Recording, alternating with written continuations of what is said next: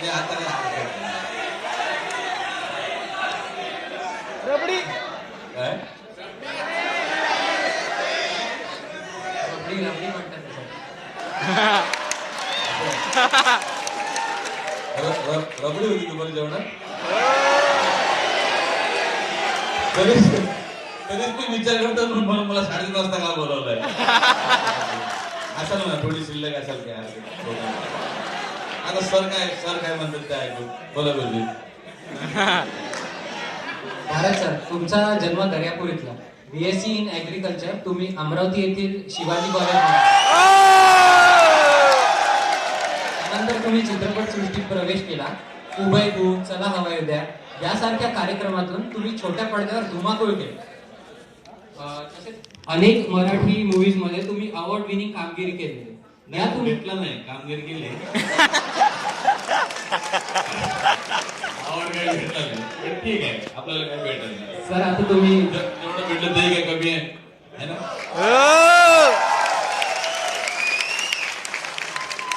अजून काय पाहिजे घरी माझ्या लेकराला सर आता तुम्ही COET आलेला, तुम्हाला अवॉर्ड लवकरच मिळेल सर, नक्की मिळेल. थँक्यू एवढं प्रेम म्हटल्यावर आवडतं काय करायचं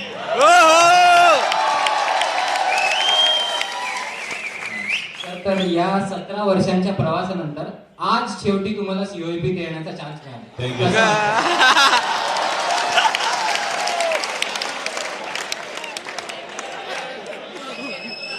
2001 साली एका इंटरव्ह्यू मध्ये सांगितलं होतं मी 2001 साली एका इंटरव्ह्यू मध्ये सांगितलं होतं मी की मी म्हटलं असा माझ्या आयुष्यात एक दिवस येईल मी COEP मध्ये जाईल आणि आज आलोय माझं फक्त पूर्ण झालंय आज उगाच मी आता रडून वगैरे TRP वाढवणार नाही पण खरोखर अश्रू इथपर्यंत आहे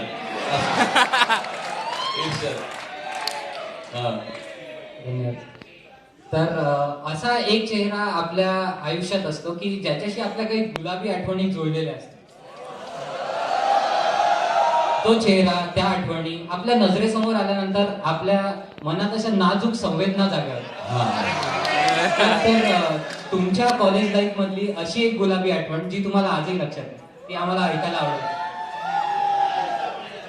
नाही कसं होतं तुम्ही काय म्हणले नजरेसमोर आल्यावर काय होतं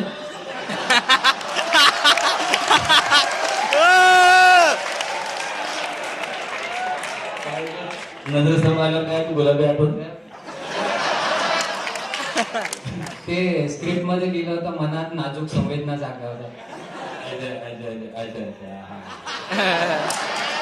पण ते खरं सांगते गोष्ट खरी आहे म्हणजे असं असतं कॉलेजमध्ये वगैरे वगैरे पण आम्ही आमचं कॉलेज होतं आपलं ऍग्रिकल्चर कॉलेज जिथं सगळ्यात पोरीचा तुटवडा बरं ज्या होत्या इंजिन 4-5 ज्या इतक्या स्वतःला एलिझाबेथ समजत होत्या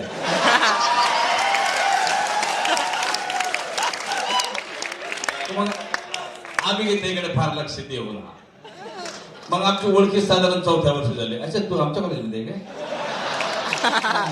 कुठेतरी पाहायला आहे ते आमचं असं होतं पण प्रेम वगैरे असतं म्हणजे नुसतं कॉलेजमध्येच केलं पाहिजे असा काही भाग नाही आपण बाहेर पण करू शकतो म्हणजे ते गुलाबी आठवण वगैरे ते बरोबर आहे म्हणजे असा समोरासमोर आलं तर गुलाबी आठवण वगैरे ठीक आहे पण ते कधी असतं नुसतंच प्रेम करायचं लग्न नाही करायचं पण लग्न केलं गुलाबी आठवण राहत नाही नुसतं प्रेम करायचं पण ते काय आता कसं फॅशन जरा बदलली आता म्हणजे कसं कॉलेजमध्ये असं म्हणजे एक असं छानपैकी कपडे हे ते आमच्या वेळेस तसं फार असं नव्हतं मग पैजामाच घातला स्लीपरच घातले मग त्याचं एवढं काही महत्व नव्हतं पण छोटी पुरुष आपलं मुलगा म्हटल्यावर मुलगी म्हटल्यावर अशा भावना असणारच आहेत मनात ते काही चुकीच नाही आणि समजा अशा भावना कोणाच्या मनात येत नसतील या वयात तरी डॉक्टरला दाखवून द्या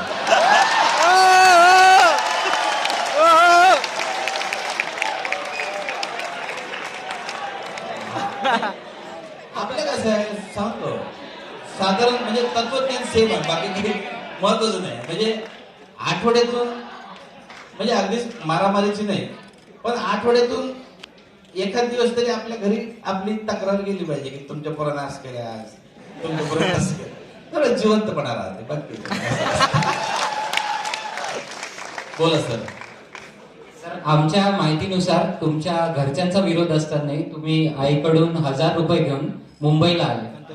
त्या क्षणापासून ते आज तुम्ही महाराष्ट्रातले कॉमेडी किंग म्हणून ओळखले जातात. हं? Yes sir. तर या तू म्हणतो काय कोणतं थोडी असेल असंही असेल. सर या तुमच्या प्रवासातला टर्निंग पॉइंट किंवा ब्रेक थ्रू असा कोणता, आणि तो ब्रेक थ्रू मिळेपर्यंतचा तुमचा संघर्ष आणि प्रवास कसा होता आम्हाला ऐकायला आवडेल. काय एवढा आहे का त्याच्या आलो आता ऍग्रिकल्चरची परीक्षा द्यायसाठी आलो ते झालं.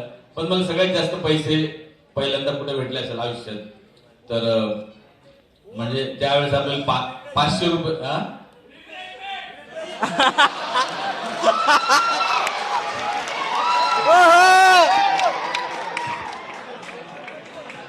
अरे खातात पैसे. आहे ना. अरे जेवढे शहीद केली नाही का रिफ्रेशमेंट. एक मिनिट थांबा. सर ते काय म्हणतात मला रबडी वगैरे काय. आणि एक मिनिट मुगाची भजी पण सांग.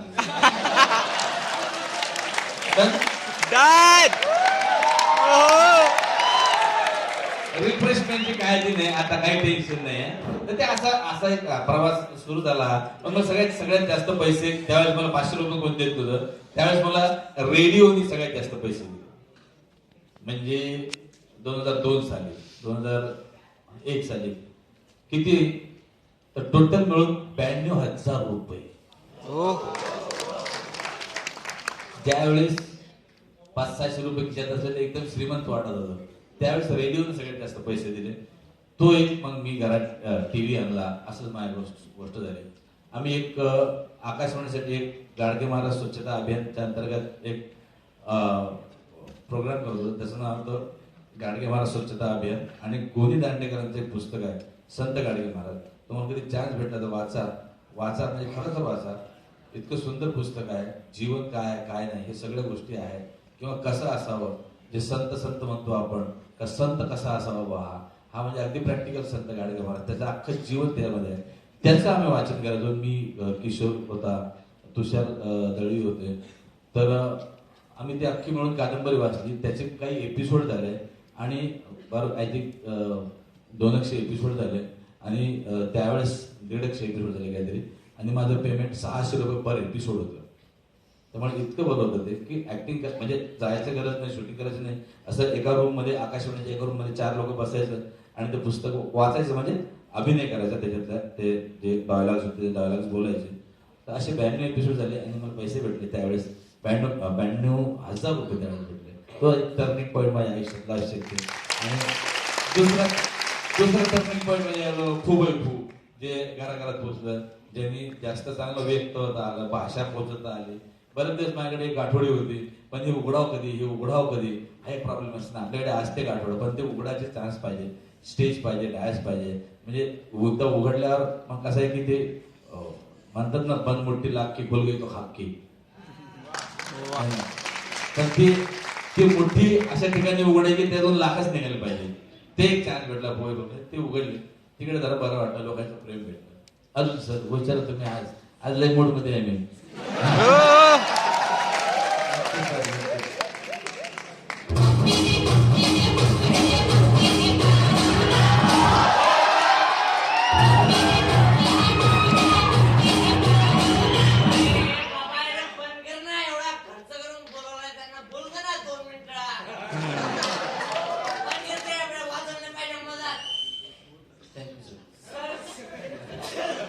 अरे सर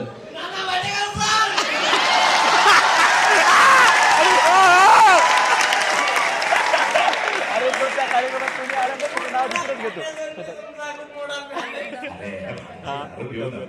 त्याच्या कार्यक्रमामध्ये असंच असतं. तो दुसरा आता समजा तो दुसऱ्याला दुसरंच नाव घेतो. कोणते सर? तो तुमचा डायलॉग एक मच्छर आदमी को शिवा जबरदस्त जाग होगा सर एकदम है की नाही.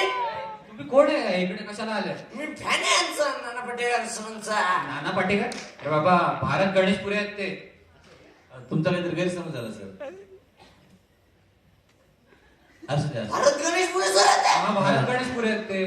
सगळं उलट्या बदले बहीणची भावाची शपथ.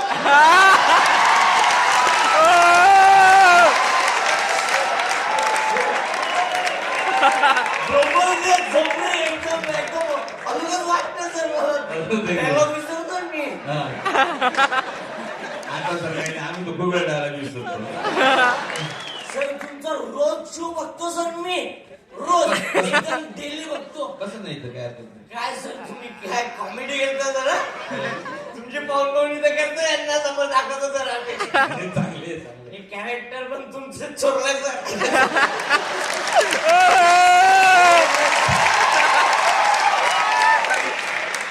म्हणजे एकदमच मोठा फॅन.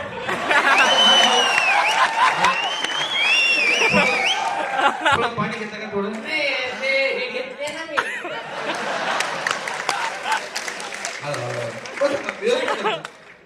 एक विचारायचं होतं. 2-4 विचारून टाका आधी. सर घरी पण एवढी कॉमेडी करता का? कोणाचं? तुमच्या घरी.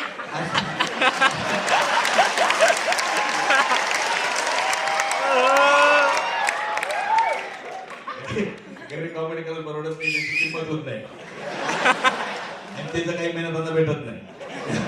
मग कॉमेडी करायची बाहेर करायची. मला वाटलं घरी पण करायचं सर. हसतच ते घरचे. नाही नाही. सर एक रिक्वेस्ट होती यार छोटीशी. काय क्वार्टर आहे? नाही नाही सर,